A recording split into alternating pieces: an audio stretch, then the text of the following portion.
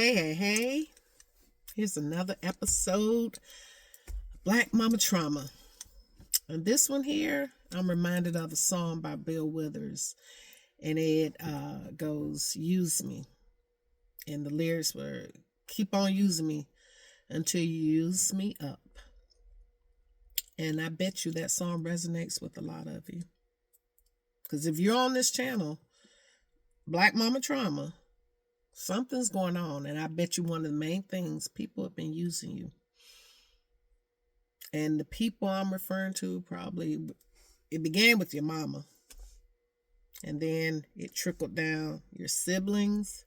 And now, you're at a big age. Probably some of the users that you know include your husband, your significant other, your wife, your children, your friends, co-workers. This is not the time for woe is me. No, at this channel, I help you flip everything to work for your good. Because over here, on this channel, we know that all things work for our good. So once we recognize those bad things, we can flip them into good things. So your mama normalized you being used. And then the others around her, they started emulating and imitating what she was doing. Those people, probably your siblings, right? And then may have been some friends, your childhood friends, because as you started to shrink, they capitalized off of it. That was a major benefit for them using you. Like I said, your mom normalized that. So that's why you think it's normal and it's okay and it's acceptable for people to use you. You know that there are certain people that they only call you when they need you. And let me tell you what a user is. A user is a person that just takes, but they never, ever reciprocate. They do not give back. They may give a little bit, what I call like the breadcrumbing. They'll breadcrumb you so that, they're not viewed as a user. Well, she gives me that. He really does. He really shows up if I really need him. I don't really ask for anything. Or your children are children. They're young. They, you shouldn't expect anything from them. So when is the magical age that you can start expecting stuff from them? And I'm not talking about material things. I'm talking about like love and them being grateful. Yeah, we have to teach them that. We have to teach other people, and life is all about lessons. And sometimes you're going to have to be that lesson to someone. And it may be your mama. It should be your mama first and foremost. That you teach her and the other people that we use things and not people. That's like one of the major lessons you could teach your child. We use things and not people. And some people weren't taught that at home. So now it's up to you to teach people that we use what? Things and not people. And I can tell you right now, once you make up your mind that you're not going to be that mat that everybody just walks on and everything, there are going to be some people that you're going to piss off to the highest level of pissivity. I mean, they're going to see red when you decide that you're not bending over backwards for them. But what you do need to think about, what is it about you that gravitates and attracts all these people that end up using you? There must be something special about you. You must be dependable.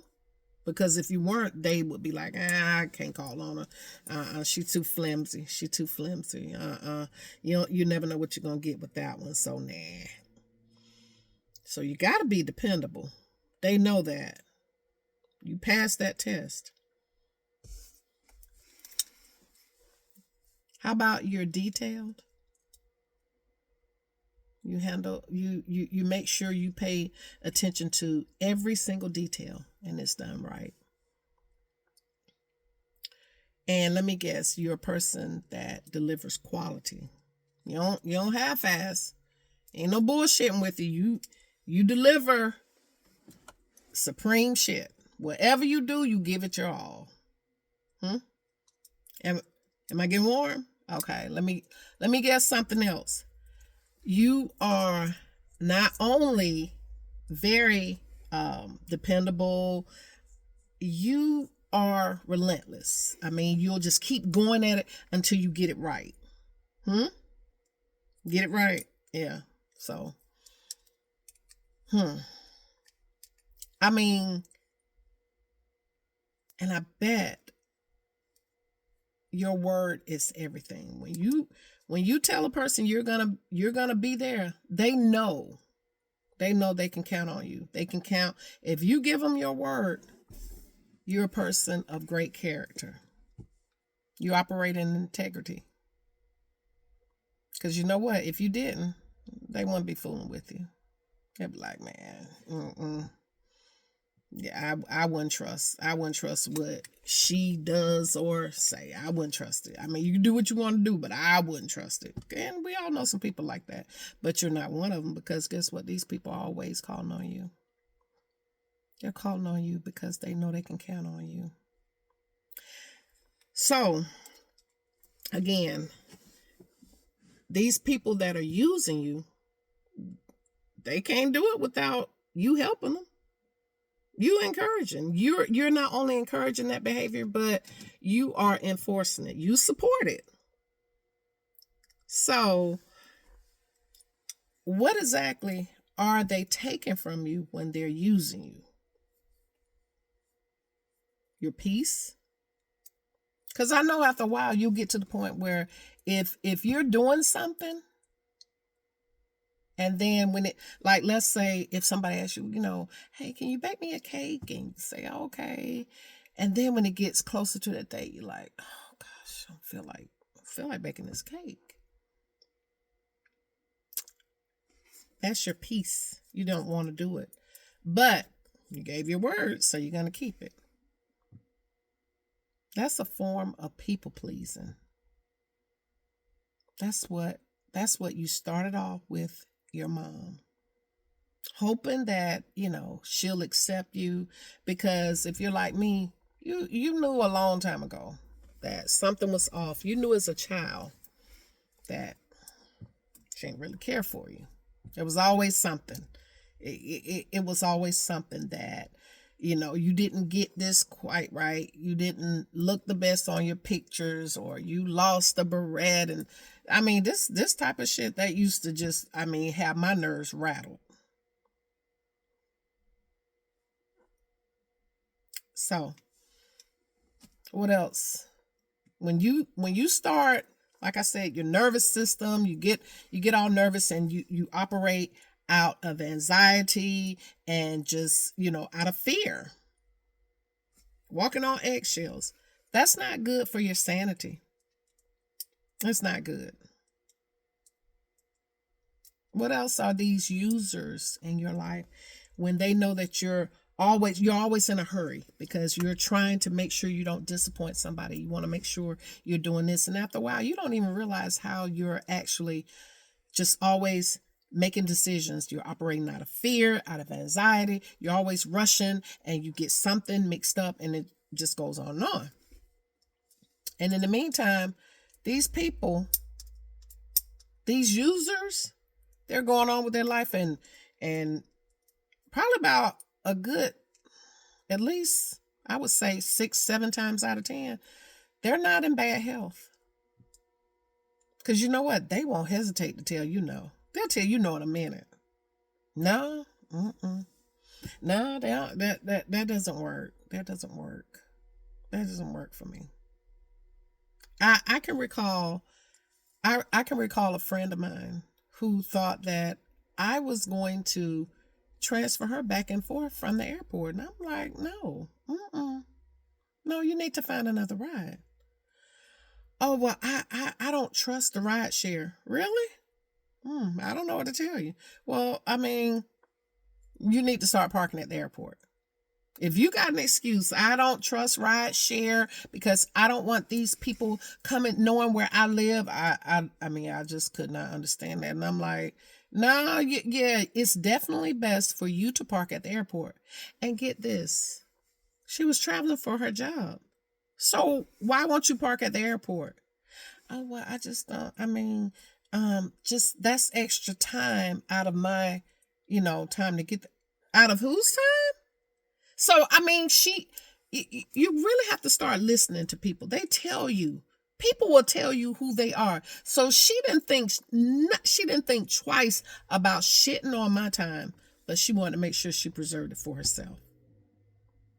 She said it would add more time, that she would have to leave early in order for her to park. And then once she parks and get out her car and she's walking to the ramp. Really? Really? No. That's not here. So a lot of times these people are still, back to, you didn't want to bake that cake. You're tired because you've probably been doing a whole bunch of shit for other people too. So you are spending your energy. You're spending your time and your energy, and you're downright exhausted. Those other people around you, they're not like that. Like I said, they don't mind. They're saying, nah, I'm not going to be able to do that. So your health, your sanity, your peace, your energy, these are all the things, these are just a snippet of things that you are allowing people to use you. And your health is suffering in a bad way. Whether it's, and if it's not your health, which I'm sure it is, you probably ain't had time to go to the doctor and, get a checkup. But again, your peace, your sanity. These people will rattle. I've been around some people and I've even told them, you will make Jesus cuss. Some people will just, I can remember an ex I dated. Y'all, that he was so worrisome. And I told him, I said, you are so worrisome. It's like, oh, can you do this for me? Can you do that? And I'm like, this is ridiculous. And, he would do like what I call the glaze effect. Oh, I didn't mean to bother you. I just thought that's how people do in a relationship. I said, well, you know what? You're not doing shit for me. What? Is that how you feel? Yeah, that's how I feel. Confirmation with them, the sirens just came. He was a whole mess. Hallelujah. Thank you for deliverance. But again, these people aren't using you. Because guess what? You're participating. You're allowing them to. So imagine if that person that you were that same person for yourself. That's how you got to flip it. You take all that energy and you put it into you. Put it into something that you want, something that makes you happy. Start acting like those people. Take note. We're all lessons for each other. We are all lessons. You can learn from them. And you put that focus on something that makes you happy, something that brings you joy. And when I tell you, you're going to be so freaking happy. I'm rooting for you. And guess what? You are the best thing that ever happened to you. So act like it. Till next time.